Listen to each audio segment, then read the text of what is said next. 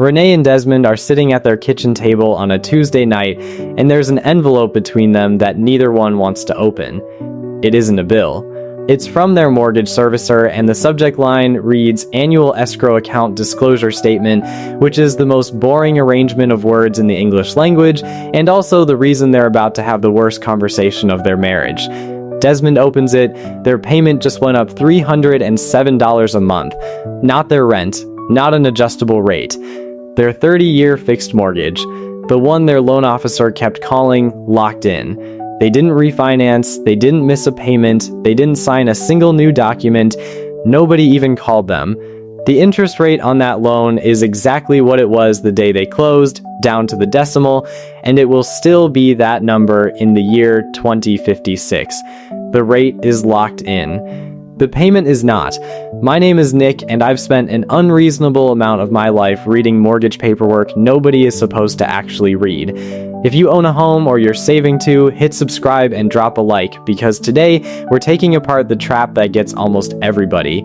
And I want to flag one thing now that we'll come back to at the end. There was a single line on Renee and Desmond's closing paperwork that predicted this exact night. They saw it, they initialed next to it, nobody explained what it meant. Let's start with the uncomfortable part, which is that none of this was really a mistake. Here's the thing about how houses get sold in America. You don't buy a house. I know it feels like you buy a house. You tour it, you love it, you argue about it in the car on the way home, but at the moment you actually decide, the thing being sold to you is not a house, and it isn't even a price, it's a monthly number. Every participant in that transaction has worked out that you decide on one figure, and that figure is your payment. So your payment is what they engineer, basically down to the dollar. And I don't mean that in a conspiratorial way, I mean it in a documented, publicly reported, said out loud on an earnings call way. DR, Horton is the largest home builder in the country. In their fiscal fourth quarter of 2025, about 73% of their buyers got a mortgage rate buydown. 73%. That is not a promotion, that is the business model.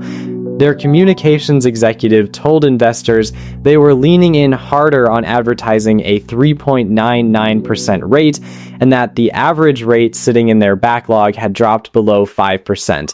Meanwhile, their gross margin on those homes fell to roughly 20%, down from nearly 27% a few years earlier. Read that again because it's the whole game in two numbers. They spent enormous amounts of their own profit to lower your payment. They did not lower your price. That isn't sloppiness, it's precision. Cutting your sticker price by $40,000 torches the appraised value of every other house in that development. Spending $30,000 buying down your rate moves your monthly number the same distance without ever touching the comp. You feel relief. Your neighbors keep their valuation. The only casualty is your understanding of what you just agreed to. So you sign, feeling responsible because the payment fit. And here's what nobody warns you about. The payment you qualify for is not the payment you're going to make. Not because anybody lied to you, because of what's inside it. Let's put real numbers on Renee and Desmond, and I want to be clear that these two did nothing you wouldn't have done. They're 40 and 38. Combined household income of $94,400, right around the national median for first-time buyers. They waited. They saved. They put 10% down, which today is somehow above average for a first-time buyer.